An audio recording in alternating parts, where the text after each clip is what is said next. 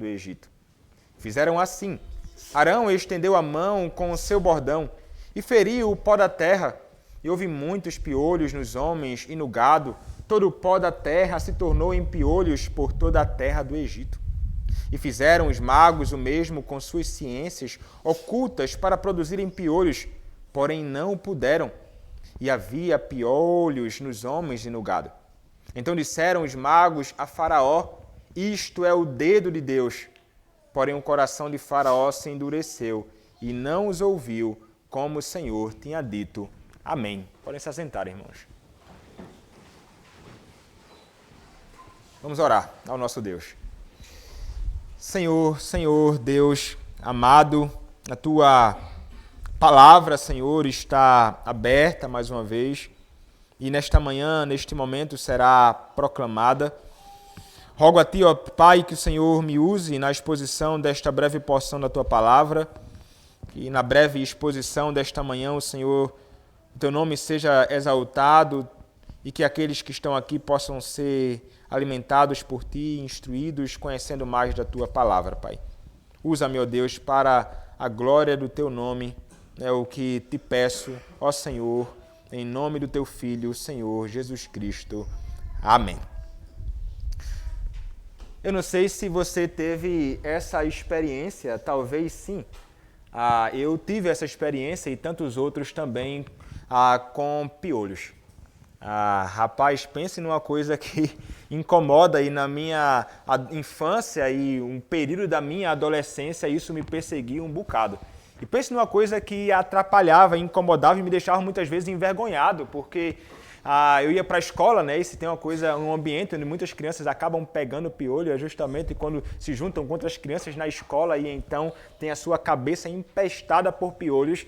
E a minha eu tinha uma habitação de muitos piolhos reinando aqui na minha cabeça e era impressionante, a ponto de muitas vezes estar caminhando, indo para a escola, a farda da escola era branca e o cabelo mais lisinho, mais fininho naquele período e caía aqui na camisa. Eu olhava assim para o lado, meu amigo, era um negócio que eu ficava muito chateado e incomodado. Talvez você tenha passado por essa experiência, eu ouvi conversas sexta-feira, numa visita que fiz de algumas pessoas que também experimentaram isso aqui na nossa congregação. Talvez alguns dos filhos de vocês experimentem algo dessa natureza, eu não sei, mas o ponto é, piolho incomoda e pense numa coisa que é chata. Mas imagine você imaginar um contexto em que o povo do Senhor se encontrava naqueles dias no Egito e aquilo que aconteceu e experimentaram o povo do Senhor, ou melhor, os egípcios no Egito.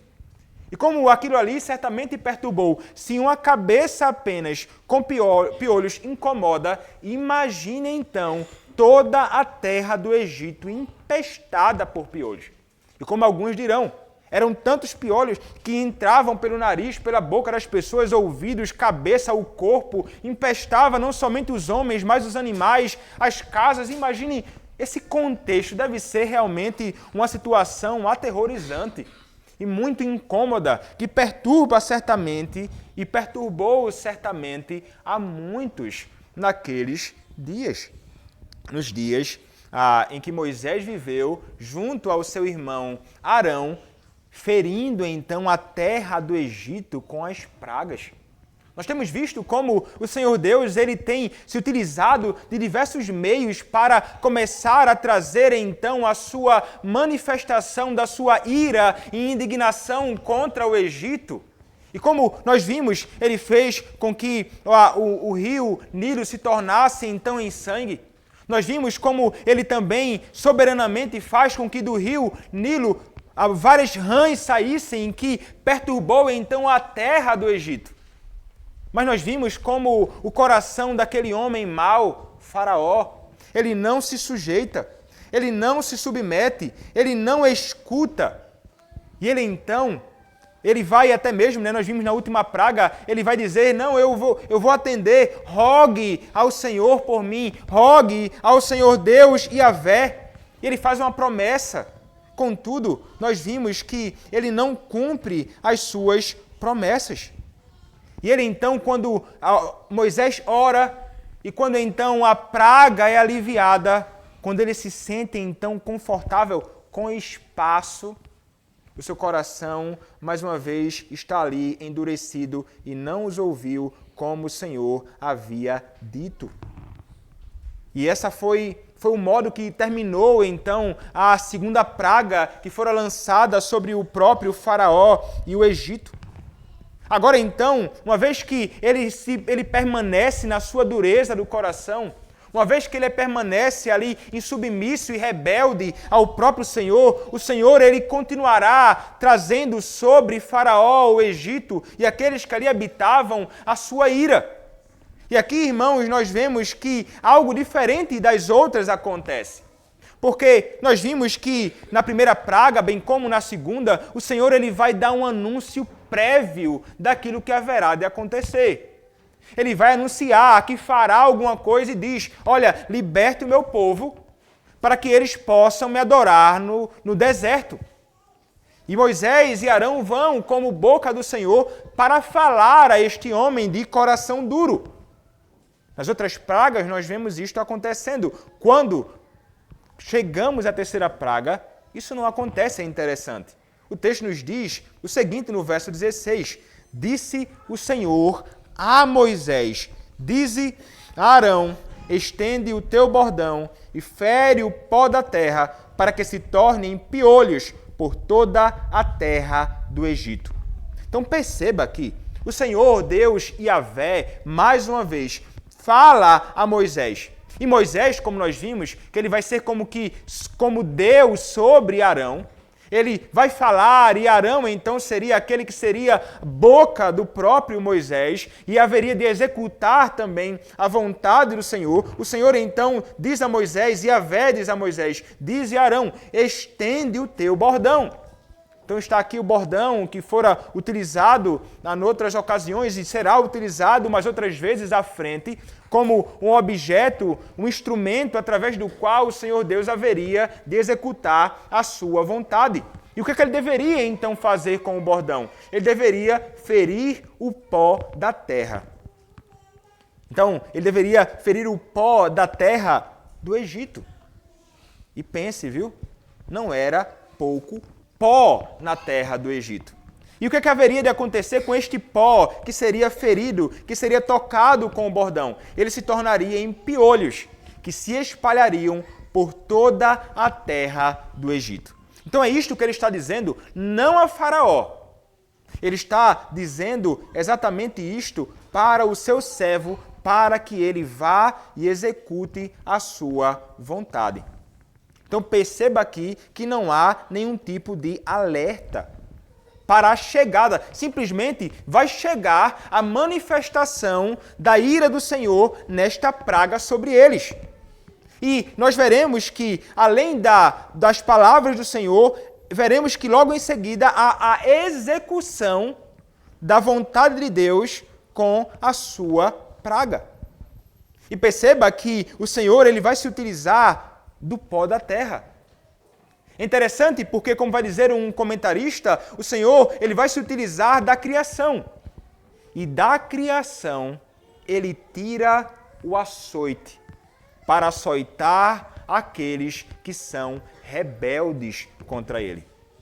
Então, a sua criação é como um açoite de Deus para punir aqueles homens maus, Faraó em sua desobediência e aqueles que estão junto a eles por causa da rebeldia que eles estavam contra o próprio Senhor. Então perceba que o Senhor Deus, ele vai revelar, quando lança e faz isto, que ele é realmente um Senhor que é soberano e que ele tem poder e que ele se utiliza de tudo aquilo que ele criou, até mesmo das coisas mais simples, para executar a sua vontade. Piolho a gente esmaga, com a unha. Mas aqui estava o piolho sendo o instrumento do Senhor para esmagar o Egito. E para causar grande confusão ali no contexto em que eles estavam. É o pó da terra. É interessante porque essa linguagem, pó da terra, é usada pelo próprio Senhor para falar que a descendência do próprio Abraão seria imensa, como o pó da terra. Então, aqui o texto nos diz que exatamente a terra será usada para isso, o Senhor Deus, ele vai executar toda a sua vontade ali. Mas, nesta ocasião, no caso particular desta praga, chegará repentinamente sobre os homens maus. Mas veja, irmãos, não foi por falta de aviso e exortações anteriores, mas quando eu estava pensando sobre essa ocasião em que o Senhor, ele simplesmente vai chegar manifestando a sua ira e juízo sobre eles, sem qualquer tipo de anúncio prévio neste momento. Isso me fez recordar o que haverá certamente de acontecer no dia em que o Senhor vier, no seu grande e glorioso dia. A Escritura nos diz, irmãos, em Mateus capítulo 24, a partir do verso 32, como será esse grande e glorioso dia do Senhor. Mateus capítulo 24, a partir do versículo de número 32. No chamado sermão profético de Cristo, a palavra do nosso Senhor nos diz assim: Aprendei, pois, a parábola da figueira. Quando já os seus ramos se renovam e as folhas brotam, sabeis que está próximo o verão. Assim também vós, quando virdes todas estas coisas, sabei que está próximo às portas. Em verdade vos digo que não passará esta geração sem que tudo isto aconteça. Passará o céu e a terra, porém as minhas palavras não passarão.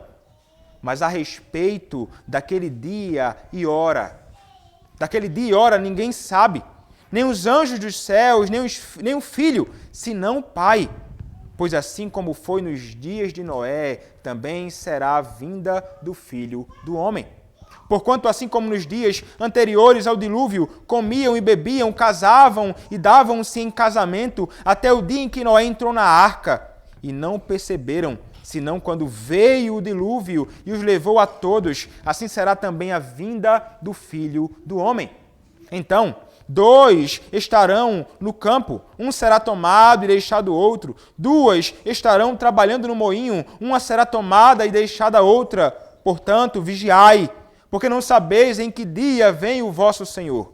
Mas considerai isto: se o pai de família soubesse a que hora viria o ladrão, vigiaria e não deixaria que fosse arrombada a sua casa. Por isso, ficai também vós apercebidos, porque a hora em que não cuidais, o Filho do Homem virá.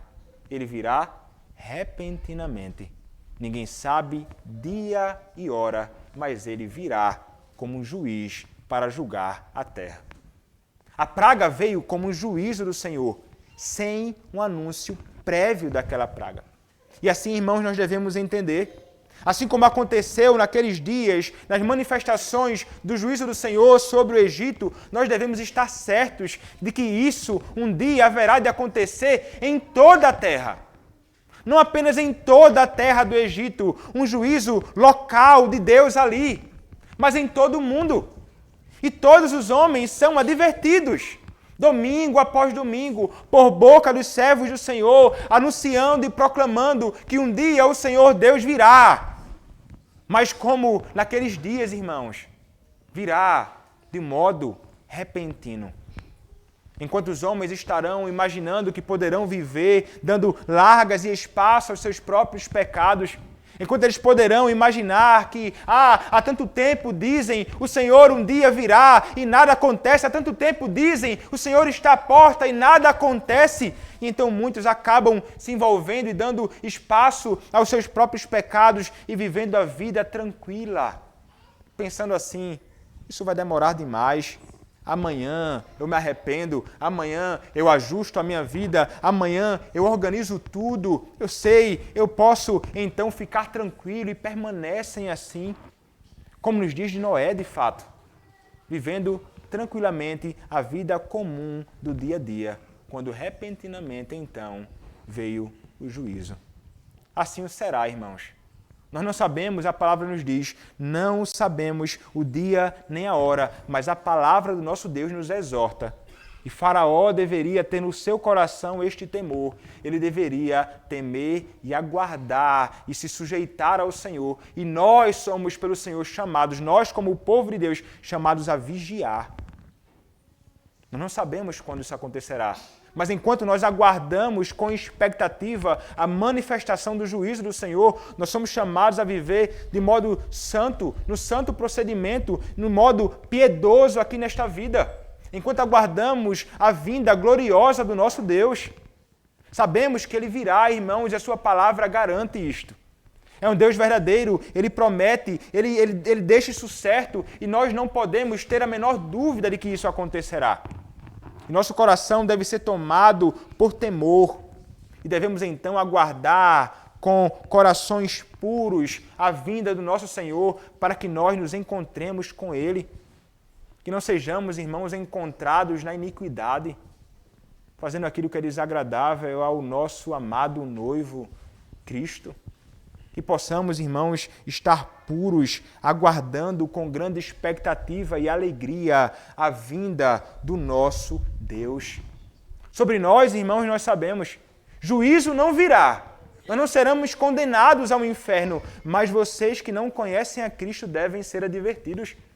Entendam, saibam, vocês que vivem na religião, envolvidos com a igreja, mas estão apegados apenas à religião, mas o seu coração não está em Deus.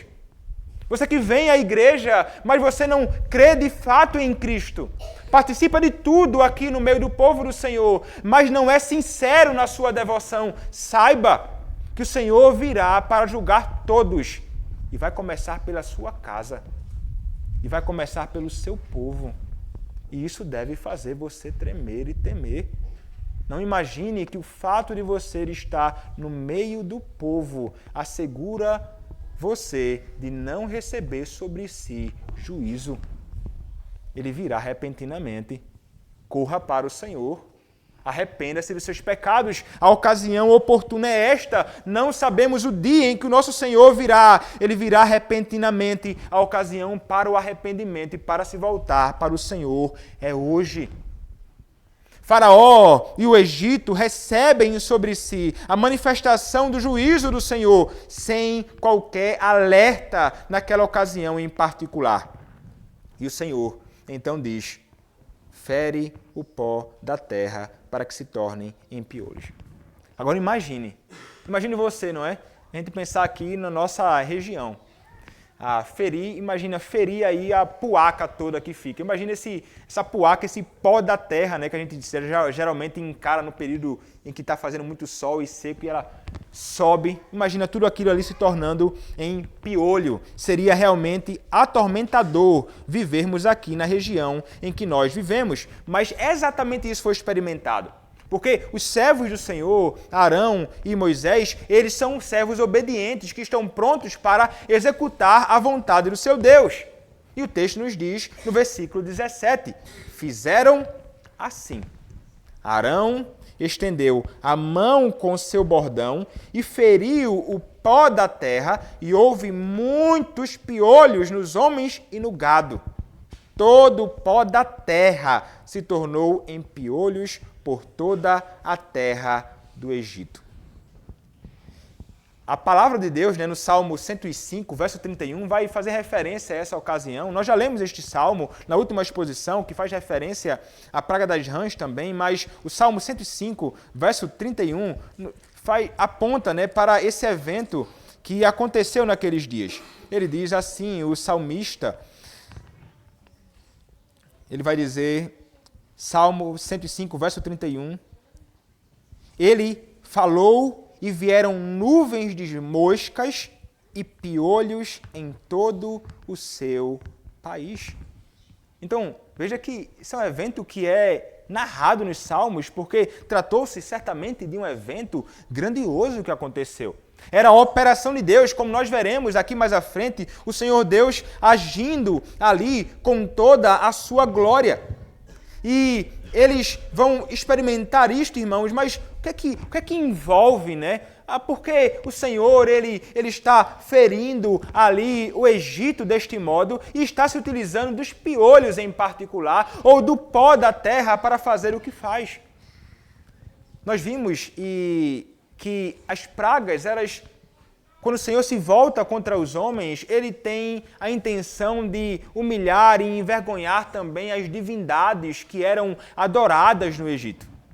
E como vai dizer um comentarista, tratando sobre o que acontece aqui neste contexto e o que o Senhor faz ao usar o pó da terra e transformá-lo em piolhos, ele vai dizer o seguinte: a intenção da terceira praga pode ter sido humilhar o Deus terra Geb. Ao transformar poeira em insetos, Deus reivindicou a autoridade sobre o solo do Egito e, portanto, sobre o Deus do solo. A estratégia de Deus para obter glória sobre os deuses do Egito era derrotá-los por um, demonstrando seu controle sobre as criaturas que os egípcios adoravam. Então, enquanto eles imaginavam que os deuses deles eram poderosos e que dominava a terra, o Senhor diz: eu sou muito mais poderoso. Eu domino sobre os seus supostos deuses. E deste modo, irmãos, então, ele sai humilhando todas as divindades, e aqui em particular, esta divindade adorada por eles. O Senhor mostra que estas divindades não têm nada, que elas não possuem absolutamente nada neste mundo e que elas não possuem absolutamente poder algum. Mas Ele, que é revelado como Deus, que é o Senhor Deus, Criador dos céus e da terra, Ele sim tem domínio para fazer com que Ele criou tudo aquilo que Ele quiser. Inclusive, pode fazer do que Ele criou instrumento em suas mãos para juízo sobre os homens. É isto que o Senhor Deus então revela. O Senhor Deus, Ele não quer que a sua glória seja dividida com absolutamente ninguém. A glória de Deus não será dividida. O nosso Deus é um Deus ciumento, é um Deus que se apresenta como o único que deve ser de fato adorado, o único que deve ser de fato servido. E Ele nunca, jamais permitirá que os homens permaneçam na sua loucura, mergulhados em adoração a falsos deuses, sem serem, em algum momento, na ocasião oportuna, determinada por Ele mesmo, julgados.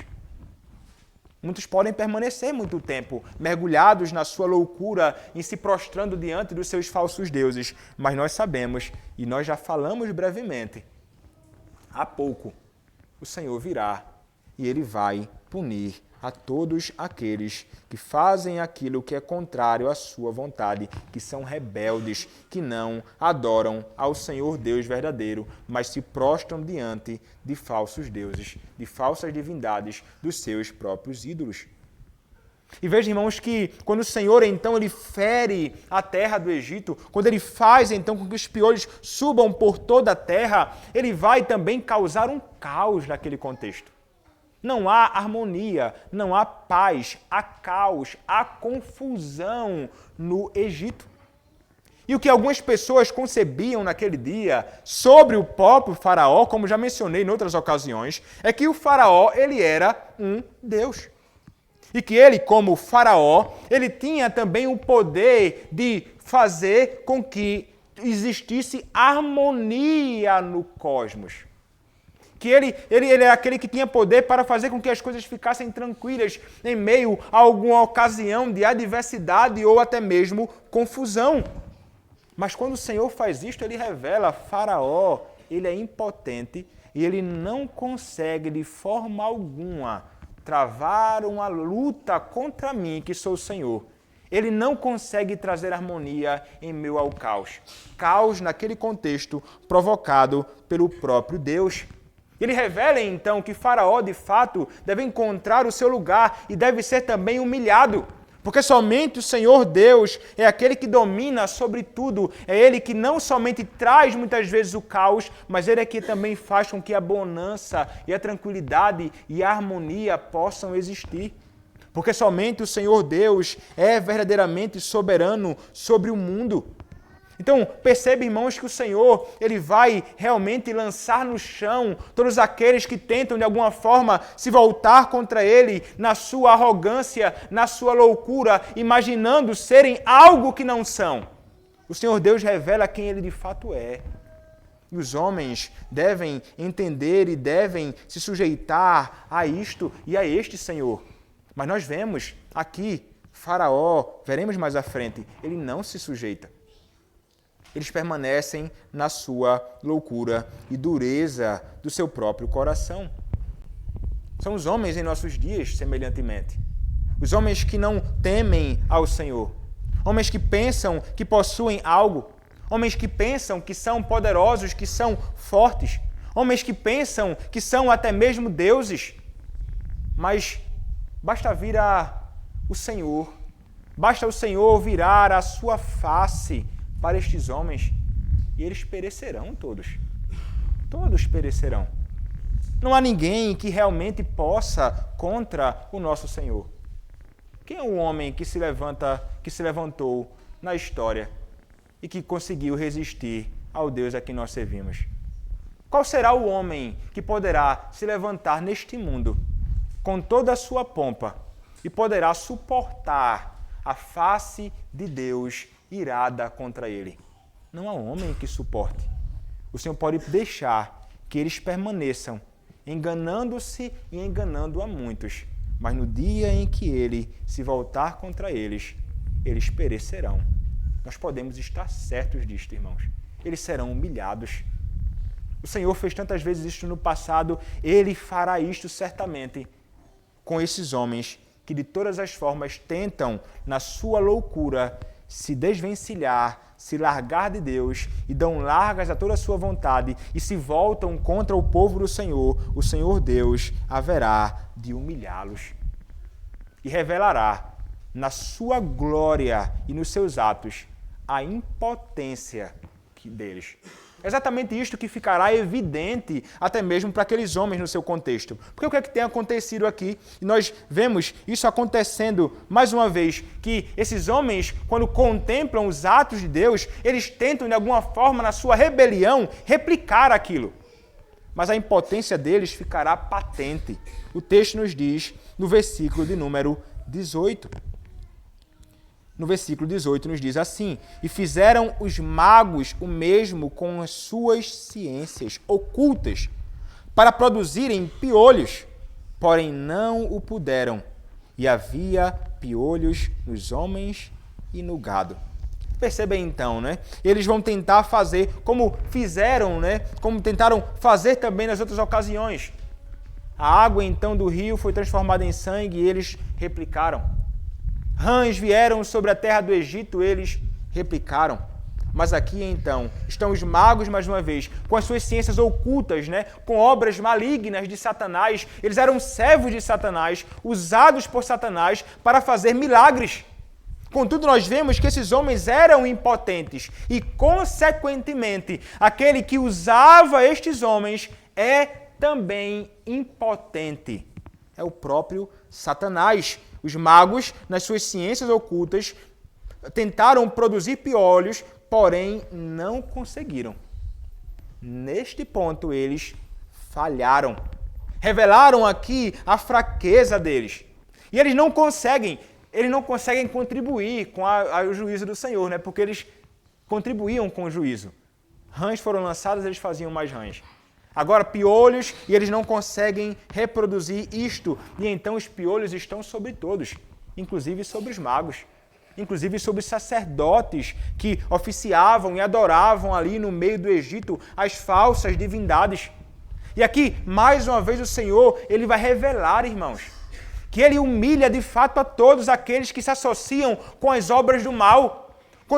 Ele humilha todos aqueles que se associam e servem a Satanás, eles serão lançados ao chão. E a impotência deles será revelada diante do grande poder de Deus. Isto aconteceu ali. E eles perceberam, nós não conseguimos fazer. E foram então ali envergonhados diante dos servos do Senhor e envergonhados diante do povo do Egito. Então, irmãos, quando nós vemos que eles não conseguem, como mencionei, eles são servos de Satanás, usados por Satanás, mas Satanás, diferentemente de Deus, ele não é onipotente. Satanás não tem todo o poder. Somente Deus é todo poderoso. Somente Deus pode fazer o que quiser. Somente para Deus não há impossíveis. Para Deus somente não há coisa que seja demasiadamente difícil. Para Deus sim, mas para Satanás não. Ele vai até onde Deus quer e faz aquilo que o Senhor Deus permitir que ele faça, mas ele não pode fazer todas as coisas contra ninguém. Não pode fazer contra Deus e não pode também fazer contra aqueles que estão associados a Deus, aqueles que são povo do Senhor. Não podem. E o Senhor nos fala acerca da possibilidade que nós temos com a graça do Senhor junto a nós, que nos sustenta, que nós podemos travar uma luta contra o inimigo de nossas almas. Revelando que Ele não tem esse poder sobre tudo e que Ele não tem esse poder sobre nós, os que cremos. Ele não pode contra o Senhor. A palavra do nosso Deus nos diz em Efésios capítulo 6, irmãos, versículo 11, o seguinte. Efésios capítulo 6, verso de número 11, assim diz a Escritura Sagrada. Revesti-vos de toda a armadura de Deus para poderes ficar firmes contra as ciladas do diabo. Porque a nossa luta não é contra o sangue e a carne, sim contra os principados e potestades, contra os dominadores deste mundo tenebroso, contra as forças espirituais do mal nas regiões celestes. Portanto, tomai toda a armadura de Deus para que possais resistir no dia mau e depois de terdes vencido tudo, permanecer inabaláveis. Estai, pois, firmes, cingindo-vos com a verdade e vestindo-vos da couraça da justiça. Calçai os pés com a preparação do evangelho da paz, embraçando sempre o escudo da fé, com o qual podereis apagar os dardos inflamados do maligno. Tomai também o capacete da salvação e a espada do Espírito, que é a palavra de Deus. Com toda a oração e súplica, orando em todo o tempo no Espírito, e para isto vigiando com toda a perseverança e súplica por todos os santos. E também por mim, para que me seja dada no abrir da minha boca a palavra, para com intrepidez fazer conhecido o mistério do Evangelho, pelo qual sou embaixador em cadeias, para que em Cristo eu seja usado para falar, como me cumpre fazê-lo. Nós somos então chamados pelo Senhor a nos revestirmos de toda a armadura de Deus para podermos ficar firmes contra as ciladas do diabo, o inimigo, que usa os seus servos, que faz de tudo para tentar então lançar o povo do Senhor ao chão, humilhando-os, afastando-os da vereda do Senhor, mas Ele nos chama a nos apegarmos a Deus, à Sua palavra, ao Seu Espírito, ao Evangelho, para que possamos então travar esta luta contra o inimigo de nossas almas e possamos resistir, orando inclusive como um meio importante, para que o Senhor nos livre do mal. E ainda a palavra nos diz em Tiago capítulo 4, verso 7. Tiago, capítulo 4, verso de número 7, nos diz: sujeitai-vos, portanto, a Deus, mas resisti ao diabo e ele fugirá de vós. O maligno, irmãos, o maligno que, como mencionei, ele tenta de todas as formas subverter os planos de Deus e tenta de todas as formas se voltar contra o Senhor. Ele tenta, mas ele não pode todas as coisas. Ele nunca, jamais poderá prevalecer sobre o Senhor. O Senhor o lança no chão e o humilha. E nós estamos, irmãos, nós, povo do Senhor, guardados nas mãos desse Deus que tudo pode contra os seus inimigos, que são também nossos inimigos. E isso deve trazer para nós segurança. Porque as pessoas, irmãos, lamentavelmente, eles dão muito poder a quem não tem todo o poder. Você olha por aí em muitas igrejas, em muitos contextos, em que os homens retratam Satanás como se ele fosse todo poderoso, como o Senhor Deus é poderoso.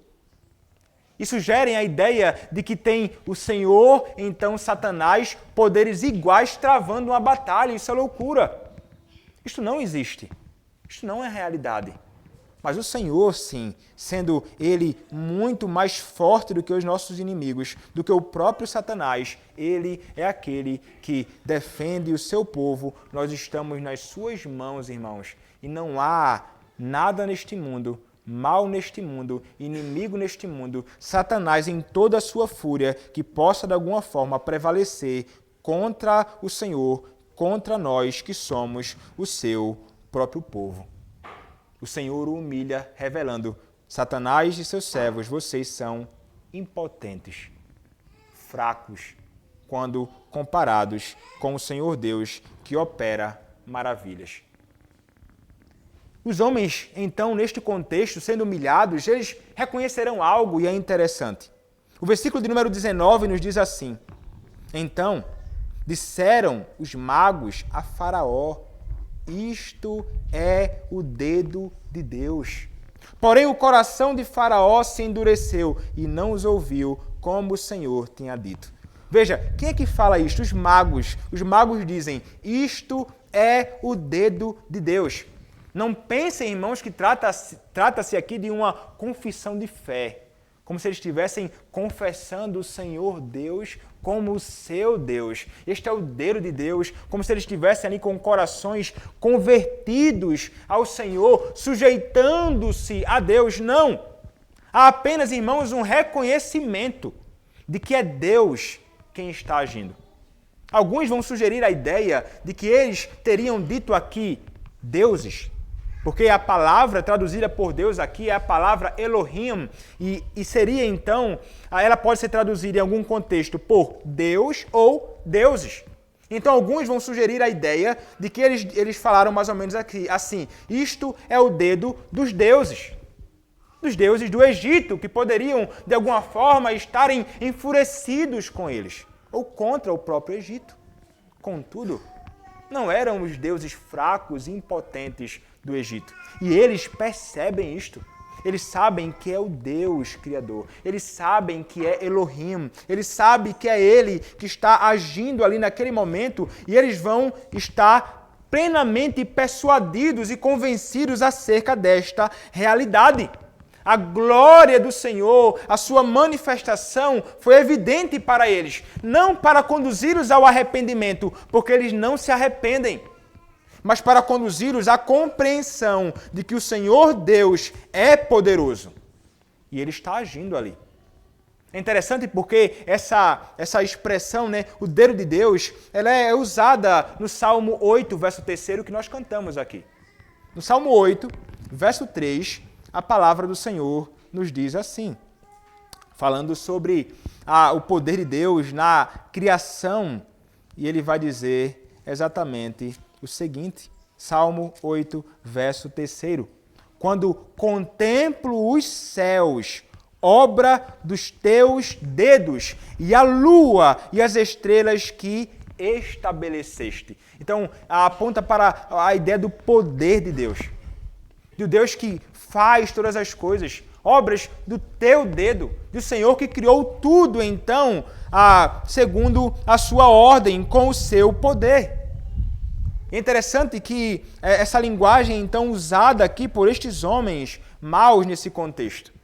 Mas é interessante também que essa ideia de o dedo de Deus, ela é usada em outro momento, não para falar sobre Deus criando todas as coisas, mas num contexto em que o Senhor Jesus Cristo, ele revela a sua grandeza sobre os seus inimigos. Se você olhar para o que diz a Escritura em Lucas capítulo 11, a partir do versículo 14, veja o que diz a palavra. Lucas capítulo 11, a partir do versículo de número 14, diz assim: De outra feita, estava Jesus expelindo um demônio que era mudo. E aconteceu que, ao sair o demônio, o mudo passou a falar. E as multidões se admiravam. Mas alguns dentre eles diziam: Ora, ele expele os demônios pelo poder de Beelzebu, o maior dos demônios. E outros Tentando, pediam dele um sinal do céu.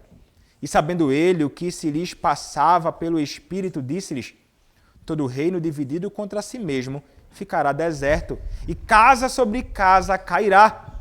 Se também Satanás estiver dividido contra si mesmo, como subsistirá o seu reino? Isto porque dizeis que eu expulso os demônios por Beelzebu. E se eu expulso os demônios por Beelzebu, por quem os expulsam vossos filhos? Por isso, eles mesmos serão os vossos juízes. Se, porém, eu expulso os demônios pelo dedo de Deus, certamente é chegado o reino de Deus sobre vós. Se eu expulso os demônios pelo dedo de Deus, certamente é chegado o reino de Deus sobre vós. Mesma palavra. O reino de Deus havia chegado em Cristo. E ele tinha toda a autoridade sobre o mundo, sobre tudo o que no mundo há, inclusive sobre os espíritos malignos que lhe obedeciam à palavra. Um Deus que reina soberano, revelando o seu dedo poderoso, agindo contra os homens no Egito, o Senhor Jesus Cristo, revelando então o poder e que o reino do Senhor Deus havia chegado sobre também Satanás e seus inimigos, revelando assim, irmãos, do Antigo ao Novo Testamento, a grandeza, a soberania, o reino de Deus sobre todos os homens e sobre todos os seus inimigos em particular. Deus reina, Cristo reina e os seus inimigos são lançados ao chão. Então, nós percebemos, irmãos, como a Escritura é gloriosa e nos anuncia essa verdade extraordinária, que deve nos fazer, irmãos, ficarmos admirados e deve tomar o nosso coração de confiança. Porque este Deus, irmãos, ele desbarata, ele vence os seus inimigos e isso deve nos impedir de temermos os nossos inimigos. Porque aquele que está junto a nós é muito mais poderoso. Este dedo de Deus, poderoso, maravilhoso, foi o mesmo Deus que operou a maravilha em nós. A maravilha de nos resgatarmos da nossa condição vil, humilhando ali, de modo mais extraordinário, o inimigo de nossas almas, a quem estávamos escravizados. Éramos filhos da ira, éramos filhos da perdição, éramos filhos de Satanás. Mas o Senhor revelou o seu amor e a sua glória, o seu poder, arrancando-nos da mão dele. E hoje pertencemos ao Senhor. O maior ato do dedo de Deus em favor dos homens, revelados na cruz do seu Filho, o Senhor Jesus Cristo. E ali naquela cruz, onde aparentemente o Senhor estava humilhado, foi onde ele venceu. Onde o escrito de dívida que havia contra nós foi cravado na cruz. Nós fomos salvos pelo Senhor. Satanás fora vencido, a sua cabeça esmagada pelo nosso Senhor Jesus Cristo, o nosso comum Salvador, o dedo de Deus agindo e operando entre os homens, lançando e revelando a sua luz e lançando longe as trevas, Satanás e seus inimigos, Satanás e seus servos que são nossos inimigos. Aqueles homens reconhecem, isto é o dedo de Deus, é Ele quem tem feito todas estas coisas. Mas o que é que acontece, irmãos? O texto nos diz, o texto nos mostra que o coração de Faraó não atende aquilo. Porém, o coração de Faraó se endureceu e não os ouviu como o Senhor tinha dito. Como falei em outra ocasião, irmãos, ter o coração endurecido é juízo de Deus sobre o homem.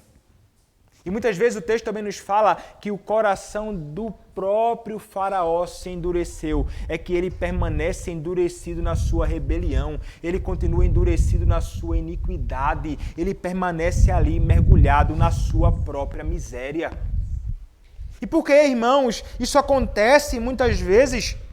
Por que isso acontece com o faraó? Por que isso acontece com tantos homens? E veja, porque ele não vai dar ouvido à palavra que ouviu. E alguns vão entender que ele não ouviu o que declararam os seus magos, dizendo, este é o dedo de Deus. Mas ele não está nem um pouco se importando com isso. Ele não dá ouvidos, ele não se sujeita ao Senhor, que é reconhecido até mesmo pelos seus inimigos. Que confusão no reino de Satanás, ali no meio do Egito.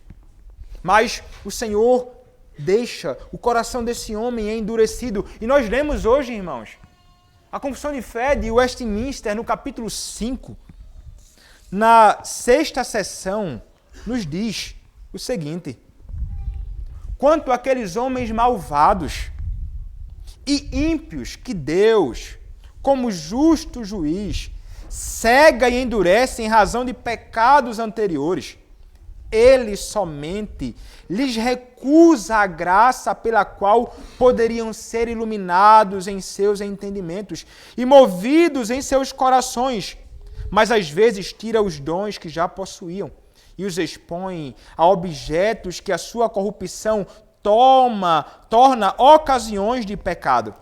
Além disso, os entrega às suas próprias paixões, às tentações do mundo e ao poder de Satanás. O Senhor os entrega. Assim acontece que eles se endurecem sob as influências dos meios que Deus emprega para o abrandamento dos outros. Enquanto muitos são conduzidos ao Senhor, quando o Senhor cai com a sua mão, tratando, e isto é no caso dos crentes, mas o meio que o Senhor utiliza para conduzir homens para mais perto dele é o meio que muitas vezes é utilizado para que o homem permaneça no seu pecado.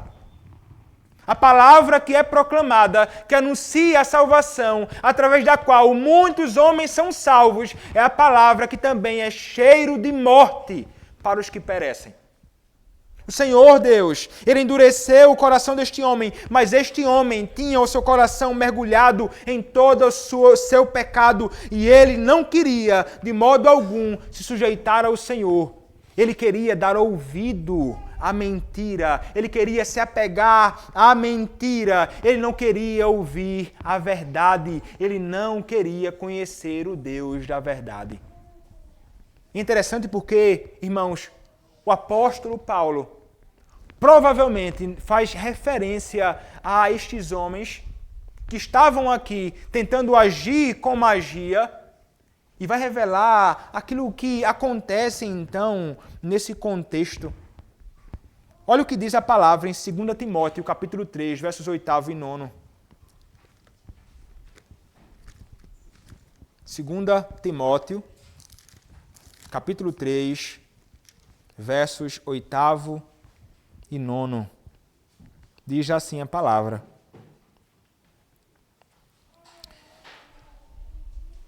e do modo porque Janes e Jambres resistiram a Moisés, também estes resistem à verdade. São homens de todo corrompidos na mente, réprobos. Quanto à fé, eles, todavia, não irão avante, porque a sua insensatez será a todos evidente, como também aconteceu com a daqueles insensatos. Eles não irão avante nos seus intentos. São homens que dão ouvido à mentira e não à verdade. O Senhor os impedirá de avançar. Isso, irmãos, aconteceu nos dias de Moisés. Isto aconteceu nos dias de Paulo. E esta é uma verdade, irmãos, repito, que nós, povo do Senhor, podemos ter certeza. Os homens, na sua loucura, na sua própria insensatez, eles ficam dando ouvido à mentira em lugar da verdade, como o próprio Satanás, ouvindo a mentira do seu próprio coração, dando lugar e espaço à mentira proferida por outros servos também, e então permanecem longe de Deus. Mas ainda que eles tentem de todas as formas lutar com as ferramentas que eles possuem, se voltando contra o Senhor impedirá que eles consigam avançar. A verdade, irmãos, para nós, de que o mal nunca avançará, sempre, nunca prevalecerá, porque Deus é aquele que intervém. Deus é aquele que vence. Deus é aquele que age. Ele, irmãos, operou agindo de modo extraordinário naqueles dias. O Senhor humilhou o Egito inteiro. O Senhor humilhou Satanás, o inimigo de nossas almas. O Senhor um dia também operou e revelou a sua grandeza, mostrando-se que é um Deus que intervém, agindo, irmãos, em nossas vidas. De nós que fomos salvos do pecado que nos condenava ao inferno, o Senhor agiu, não permitiu que o mal continuasse sobre nós e que permanecêssemos na nossa loucura, incredulidade e insensatez longe do Senhor. E esse mesmo Deus, irmãos, que intervém, esse mesmo Deus que age, Ele continua fazendo isso hoje, intervindo, agindo na vida de pecadores, homens e mulheres que vivem na sua iniquidade, na sua insensatez, na sua rebeldia contra o Senhor, e Ele continua hoje operando, lançando longe o inimigo de nossas almas, Satanás, que nos escraviza ou que escraviza aqueles que não conhecem a Deus, e chamando homens, mulheres, jovens e crianças para si. Esse Deus é poderoso para salvar você. Esse Deus é poderoso para te arrancar das mãos de Satanás. Ele é poderoso para te salvar, jovem. Ele é poderoso para te salvar, homem, adulto, mais velho, mulher. Ele é poderoso para te salvar, criança. Renda-se a Cristo. Saiba que Ele tem todo o poder. Que o Espírito que age por meio da palavra pode despertar o seu coração e te salva. E Ele então te dá vida eterna. Esta é uma verdade que nós não podemos nunca, jamais perder de vista. E também, irmãos, a verdade de que o Senhor Deus, retomando o que fora dito lá no início, um dia virá e todo o mal que temos experimentado, todo o mal que os homens têm levantado contra o povo do Senhor, todas as vezes, tudo aquilo que eles têm feito contra nós, o Senhor vai fazer cessar. Você crê nisso? Ou você tem o seu coração tomado por um temor tão grande, imaginando que todos nós e todo o povo será esmagado? Eu não sou pessimista assim. Eu sou otimista no que diz respeito a isso. Eu creio que o Senhor, Ele tem vencido e esmagará de uma vez para sempre os nossos inimigos. Nós viveremos com o nosso Senhor para todo sempre. Louvado, irmãos, seja o nome do nosso Deus, que tem feito isto e fará.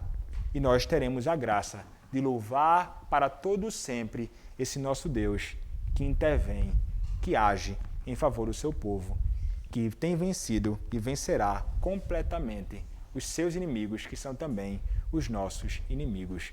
Amém. Vamos orar. Senhor Deus, nosso Senhor, louvado seja o Teu nome pela Tua palavra, pela graça, ó Deus, que temos de ouvir uma breve exposição das Tuas verdades, Pai. Ó Senhor, ajuda-nos, Senhor, como servos Teus, a confiarmos em Ti e no Teu poder. A confiarmos, Pai, sempre conscientes de que o Senhor é um Deus poderoso e que os Teus inimigos nada podem contra o Senhor. E que se o Senhor está conosco, quem pode nos esmagar? Quem pode nos vencer? Quem pode nos tirar, Senhor, do estado em que nos encontramos em Ti, em Cristo? Nada, absolutamente nada nós sabemos. Porque o Senhor é o Deus que age, o Senhor não permite. Ó Deus, louvado seja o Teu nome, porque o Senhor venceu o nosso maior inimigo, Satanás. E o Senhor nos tirou das mãos dele. Hoje pertencemos ao Senhor. O Senhor agiu com poder e glória na cruz do teu Filho, Senhor Jesus Cristo. Ó Deus, revela o mesmo Cristo, o mesmo Salvador àqueles que não conhecem a Ti. Salva, Senhor, o perdido. E nos dá, ó Pai, a confiança plena de que o Senhor também é o Deus que tem vencido os seus e nossos inimigos. E que um dia, Pai, eles já não existirão mais. Ó Deus, que essa verdade gloriosa inunde o nosso coração e encha os nossos corações de plena confiança em Ti. É o que te pedimos, Senhor, em nome do Teu Filho, o Senhor Jesus Cristo. Amém.